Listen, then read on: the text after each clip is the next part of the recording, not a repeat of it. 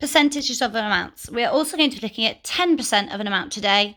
As I said previously, we learnt that 10% was the same as 10 over 100, which we also learnt was the same as 1/10, which is equal to 0.1. We know that 10% is the same as 1/10, and to find 1/10 of an amount, we divide it by 10. Therefore, to find 10% of an amount, we divide by 10. So let's come over here. I've got some examples here. So we can start simple. So 10% of 60 is the same as 60 divided by 10.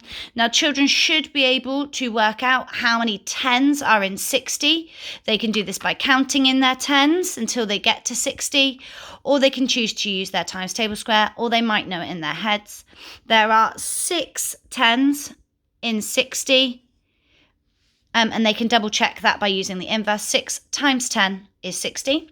Now we move to a slightly trickier question over here. So 10% of 230, which is the same as 230 divided by 10. Last week, we spent a long time multiplying and dividing numbers, so they should be able to use this knowledge. So if we write 230 in our place value column, so you have your hundreds, there are 200, your tens, 3 tens, your ones, there are no ones. And you can see we've got our decimal point, our tenths and our hundredths, which our number does not have. Now, some children can do this in their head. Some children may need to write it out.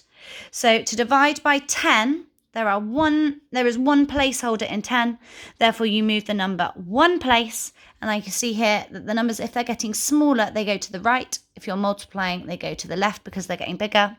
So as we're dividing, they are getting smaller. So you move all of your digits over one place. The digits in the number move as a family. So the 2 in the hundreds column is going to go into the tens column.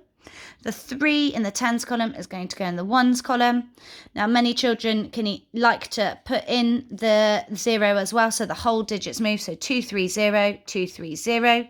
It's exactly the same with or without the point 0, the answer. So your answer of 10% of 230 is 23. Now, some children may want to challenge themselves and go into their decimal learning. So if I just do one example for you now. So if you had 10% of, say, 56, so that would still be the same as 56 divided by 10. So some children, again, will be able to do this in their head. If not, get them to draw the place value chart or use the one that they've been given. So you have 56, you have 5 tens, so pop it in your tens column, 6 ones. Again, you're dividing by 10. One placeholder, move one place, go to the right because you're dividing. So move the 5 from the tens into the ones. Remember to put your decimal points in. And then you've got your 6 in your ones column, which is going to move into your tenths. So your answer, you can see, is 5.6, which I can write in over here.